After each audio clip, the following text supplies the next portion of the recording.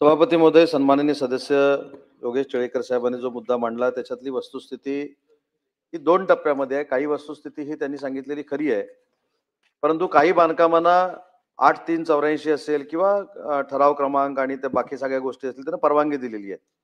पण त्याचा आधार घेऊन काही ठिकाणी ज्या पत्र्याच्या शेड बांधलेल्या आहेत, अनधिकृत बांधकामं बांधलेली आहेत, त्यांना देखील नोटीस दिलेल्या आहेत. काही अनधिकृत बांधकाम पाडलेली आहेत. परंतु सन्माननीय सदस्यांनी जी मागणी केलेली आहे की जी अनधिकृत बांधकामं आहेत आणि ती फायनलाइज केलेली आहेत महानगरपालिकेनं, ते ते देखील तातडीनं सुनावणी घेऊन पाडण्याचे आदेश आजच दिले जातील. सभापती महोदय, मी स्पष्ट पद्धतीनं सांगितलं की ज्या ठिकाणी अधिकृत परवानग्या दिलेल्या गेलेल्या आहेत, ती धार्मिक स्थळं असतील किंवा अन्य काही बाबी असतील, हे आपल्याला पाडता येणार नाहीत. पण कुठच्याही परिस्थितीमध्ये अनधिकृत बांधकामं जी आहेत आणि ती आयडेंटिफाय केलेली आहेत, यांना तातडीनं सुनावणीला बोलून त्याच्यावर कार्यवाही केली जाईल.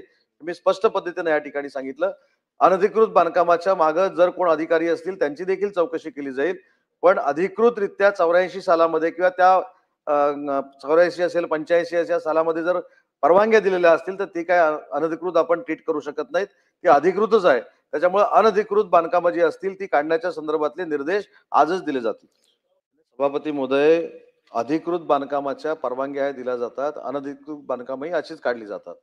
काही ठिकाणी अनधिकृत बांधकामे रेग्युलराइज करण्याची पॉलिसी महानगरपालिकेनं आणलेली आहे. त्याच्याशी या बांधकामांचा काही संबंध नाही.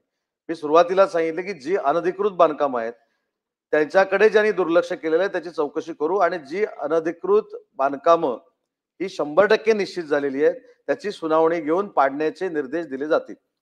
अभिजित जीवनकर. सन्मान्य सदस्य, काही प्रॉपर्टी अनधिकृत ज्या आहेत त्या पाडलेल्या देखील आहेत. आता ह्या 2 प्रॉपर्टीचा आहे. त्याच्यामुळे त्यांनी देखील जी काही ऍप्लिकेशन्स केलेली आहेत त्यांच्याकडे काही त्यांनी परमिशन्स आहेत म्हणून सांगितलेले आहेत, परमिशन्स नाही म्हणून सांगितले. ह्याला सुनावणी देणं ही आयुक्तांची देखील जबाबदारी आहे. तेच सांगतो. इथं इथं सर्वे नंबर सकट, अभिजितजी, हा पुण्याचा विषय आहे. सर्वे नंबर सकट माझ्याकडे आहे. 342 मध्ये काय आहे, 426 मध्ये काय आहे, 302 मध्ये काय आहे, 307 मध्ये काय आहे. त्याच्यामुळे प्रत्येक सर्वे नंबर जो योगेश टिळेकरांना अपेक्षित आहे त्याच्यामधलं फक्त एक स्पेसिफिक मी सांगितलं. त्याच्यातला एक सर्वे नंबर हा मशिदीचा आहे.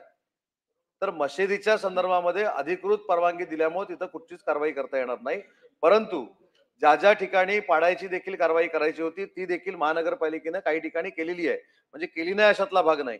आणि ज्या ठिकाणी काही लोकांनी सांगितले की त्यांना परमिशन मिळालेले आहे त्या परमिशनची छाननी करून त्याची जर परमिशन नसतील आणि ते जर निश्चित झालं ते तात्काळ पाडण्याचे निर्देश दिले जातील ना.